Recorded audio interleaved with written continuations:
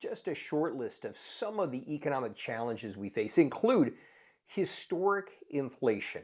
In fact, this week in the UK, inflation topped 10.1%. Now, with that goes spiking interest rates, and I fully expect at the next Federal Reserve meeting in the United States, they will raise rates another 0.75% in an attempt to shock the system to begin to rein in inflation. And then you add into it another bad word, and that's recession. Now, in spite of what many pundits say, statistically, we are already in recession. So the question just becomes, how severe does it get? And with that, obviously, goes volatility, uncertainty. At the time of this recording, the stock market is so close to its lows for the year, we might as well just say it's at the lows. But it's not, but we'll say it is. But that doesn't touch on what is absolutely, in my mind, even more profound. And I don't think people really have caught on yet. We're in the early stages of a fundamental shift, transformation of our economic systems.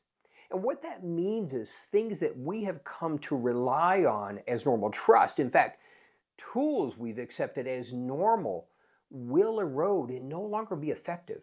We will have to establish new normals, new tools to rely on. And this will be bumpy. There will be shocks to the system and continued volatility, continued uncertainty. So why do I share all this? Well, it's about managing our mindsets. And I do want to thank my really good friend, Miles de Benedictis. Miles, if you want to check him out, he has a great YouTube channel called Pastor Miles.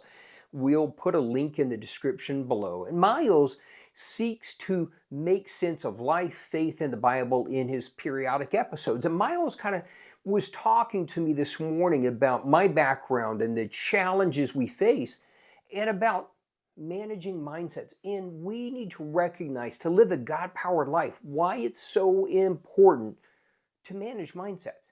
Now, let me preface this by saying I'm not giving investment advice, but I will look back on my past life as a successful asset manager. And what I saw historically in these cycles was people's response was almost invariably to their detriment.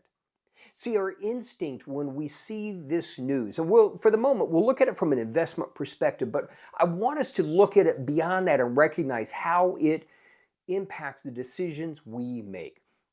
But what we would see in the investment arena during these cycles, especially 2008, the real estate meltdown, people's response, their instinct was to stop, to bail out, run away, whatever, get out of this. In their mind, the message was protect themselves.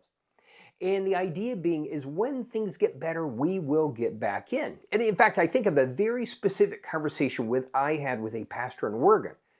When we saw the glimmers of new life being produced, those little green shoots that come out of the ground when you want to jump in.